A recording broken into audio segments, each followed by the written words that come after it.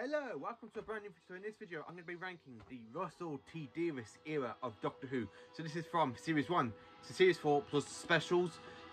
So here, with Christopher Eccleston, Billy Piper, David Tennant, Martha Freeman, John Barrowman, Catherine Tate, and of course with Conor Minogue, Michelle Ryan, David Morrissey, Bernie Crimmins.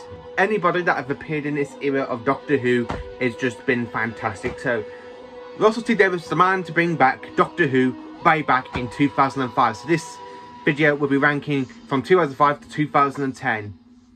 Let's get to it. So in last place, I've had to put this season, and I'm very sorry to anybody that likes this season. It is Series 3.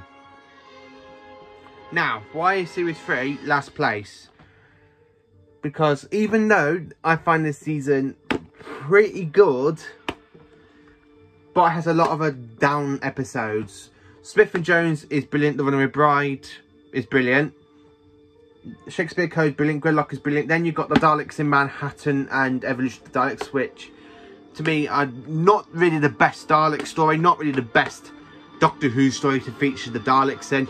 Then we have the Lazarus Experiment. Again, that's a bit of a downer with really bad CGI effects. 42 really ain't that entertaining. Human Nature and Family of Blood, fantastic. Blink, again, is another fantastic one. And of course, we have the Master Trilogy in this season. So apart from a few good episodes and basically a few bad ones as well, this season, at the beginning of it, isn't really pretty much enjoyable. It's gone down in a lot of aspects since I did the ranking video with my best mate Jamie.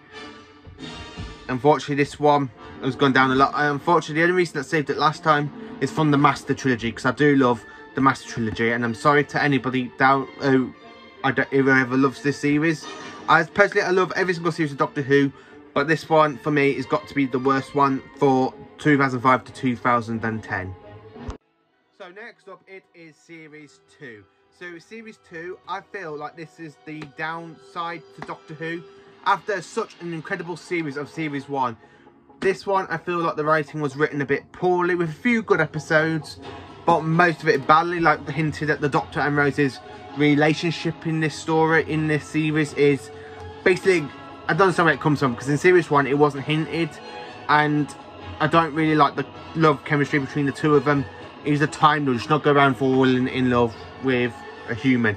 I don't mind it with River, because in River it's not so much in your face, but in this series it's like a love fest cringy series. Not really the best one. So the episodes I do enjoy in this series is Teeth and Claw, Score Reunion, the Rise of the Snowman, Age of Steel, as you all know, the Impossible Planet and Sutton's Pit, with followed Army of Ghosts and Doomsday. The downers is the Christmas Invasion, New Earth, Girl in the Fireplace. That one's gone down in my aspects quite a lot, actually. I'm sorry if that episode is anybody's favourite, but I'm just kind of the way I feel about this kind of season as a whole. Idiot's Lantern is the second worst of the series. Basically, the worst one is Love and Monsters and Fear Her. Them two are the two worst ones of this series. So Series 2, yeah, I'm sorry. Series 2, second worst of the Russell T Davies era. So next up, I have put the David Tennant specials, with that features in this kind of specials era. We have The Next Doctor, Planet of the Dead, and of course Waters of Mars and End of Time. I love 3 of these stories. The worst one out of this whole story arc, out of this kind of specials, has got to be The End of Time. I really do not enjoy The End of Time. I think it is the worst regeneration story of all time. It's not the best. It's basically the worst regeneration story, but not the worst of this. It's the worst of this kind of specials as well. I love The Next Doctor. Fantastic Christmas story with the Cybermen.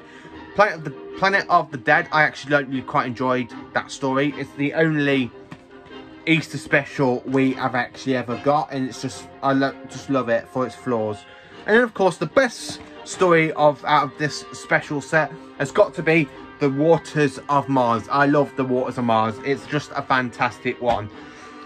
Personally, I really think that Tennant should have regenerated at the end of Waters of Mars and scrap the end of time. That's the way that's what I feel. But the worst of this little set has got to be the end of time. I just cannot stand the end of time, and I'm sorry to all you Doctor Who fans if you love the end of time. It's just, I think it's the worst. It just peels so much to me because it really does do my head in, especially when you got Tennant where it goes, even though everything I am dies, I go swanning about some new man. It's just not a good line to give somebody that is leaving the role and passing it on to the next actor. Not at all.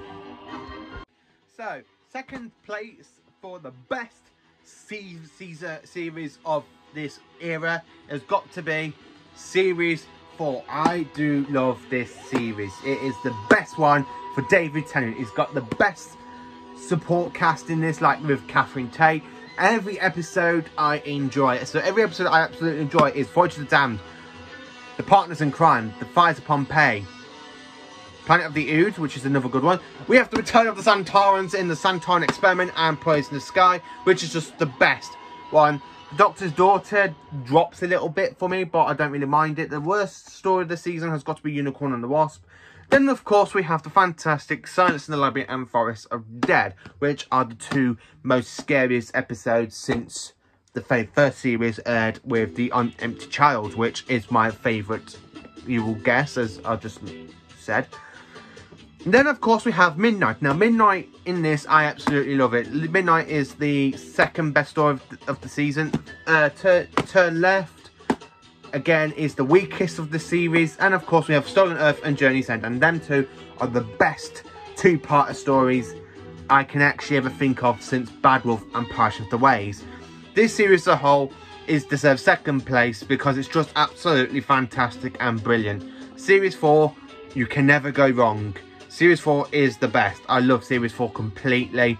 It is just the best David Tennant series of all time. It is absolutely the best. So, my all-time favourite Russell T Davies Era is got to be, for its favourite series, is absolutely Series 1. And as you know, Series 1 is my favourite because I own it twice in DVD box sets. I own it on the volumes, which I will quickly grab. As you can see, I've got the volumes, 2 of the box sets, and of course, I own it on the Blu-ray set, on Blu-ray as well. It is just absolutely the best series I can actually ever enjoy a lot of. Christopher Eccleston is brilliantly as the 9th Doctor. So every episode in this, the very first one is Rose, and it's just fantastic. Return of the Autons, the 9th Doctor is absolutely brilliant. End of the World is just another fantastic story. And then of course we have The Unquite Dead, which is the appearance of the Gelf, and it is another fantastic one. You cannot put it wrong with the first 3 stories. So Aliens London Werewolf 3, again, I absolutely adore the series. I absolutely love the Zavine. I would like to see the Zavine return. They are just fantastic in this series.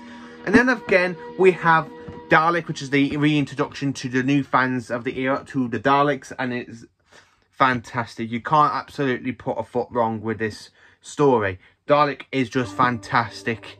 And then of course we have The Long Game, which is not really well, basically it kind of is the weakest at this point, but it's still such a strong story. I love it, even though it's the weakest.